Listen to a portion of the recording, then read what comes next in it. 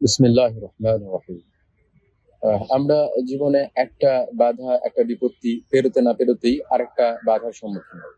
আমরা ভাবি এই বাধাটা পেরিয়ে গেলে হয়তো স্বস্তি আছে, কিন্তু তারপরে আরেকটা বাধা, আরেকটা বিপত্তি এসে হাজির হয়। এ মর্মে কবি মুতানাব্বি তার জীবনের উদ্ধৃতির একটি লাইন বা একটি কথা বলেছেন যে ফাসিরতু ইদা আসাবাতনি সিহামুন, ফাসিরতু ইদা আসাবাতনি সিহামুন তাকাসসারাতিন নিসালু আলান নিসালি। যে আমি এমন হয়ে গেছি বাধার সম্মুখীন হতে হচ্ছে যে নতুন করে কোনো বিপদ এসে আমাকে আর আঘাত করতে পারে না। আমি এমন হয়ে গেছি যে নতুন কোনো তীর আমাকে আর বিঁধে না, কারণ ওই তীরটি যখন আমাকে আঘাত করতে আসে অলরেডি আমার গায়ে লেগে থাকা আরেকটা তীরের ফলায় লেগে সে ভেঙে পড়ে যায়।